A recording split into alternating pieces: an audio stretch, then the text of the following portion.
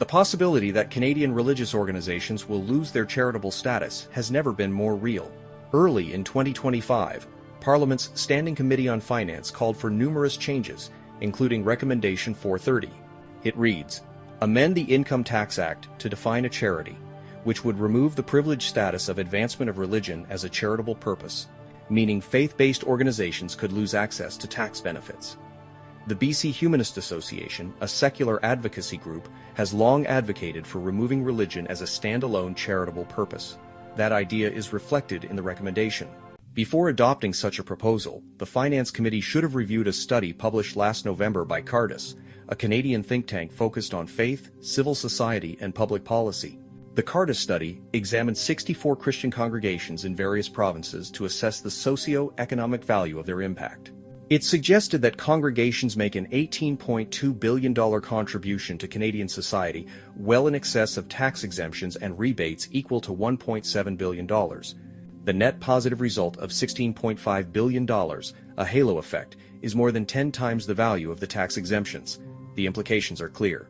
Society will be worse off if the loss of religious charitable status leads to a drop of more than 10% in donations to affected charities. Why risk it? When congregations unravel, society follows in ways that go beyond mere economics. As Charities explains, churches often provide space, often at no cost or below market rates, for cultural and artistic events, recreation and sports, education, social services, and other community activities. They also deliver addiction recovery, counseling and mental health support, childcare, refugee sponsorship and settlement services for newcomers, education and food banks. Whether institutionally or personally, helping people is often an integral extension of religious belief.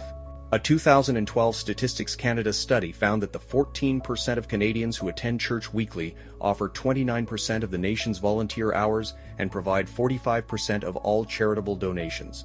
No party has explicitly endorsed removing charitable status for religion, but the Bloc Québécois, NDP, and Liberals dominated the committee that recommended to remove religion as a charitable purpose. The Conservative Party, which held a minority on the committee, was alone in opposing it outright. Randy Crosson, Executive Director of Freedom's Advocate, is organizing a national pushback.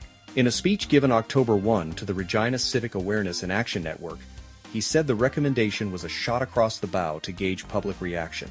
In an online video, Crosson said, "This isn't just about donors losing tax receipts.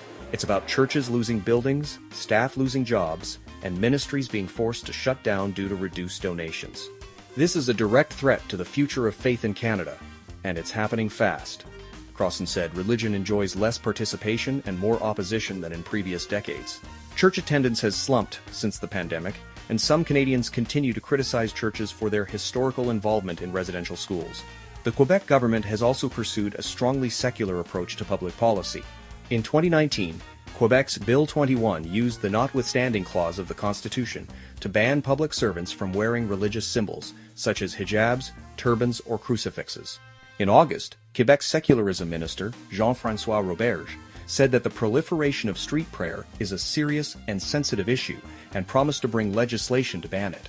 That's why Crosson is urging religious leaders to launch a three-part campaign. First, an open letter drafted with legal and faith leaders to show government and the media the real value of the church in Canadian society. Second, mass signatures. We need churches, leaders, and individuals to sign the letter, Crosson says in a video appeal. And third, a national documentary based on the open letter. This will be released publicly and spread through churches, media, and social platforms. A Frontier Center for Public Policy report also warns of negative consequences from the proposed change.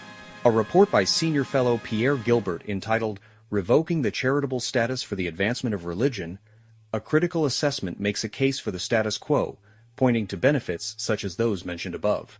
For now, at least, the idea is on hold. A published email response by Liberal MP Karina Gould, the chair of the House of Commons Standing Committee on Finance, said the charitable status of faith-driven nonprofits will not be revoked in the November 4 budget. That's good news. Faith is a big motivator of charity, and it's hard to see how a less charitable society is a better one. If governments want to balance the books, they should rein in spending, not put faith-based charities at risk.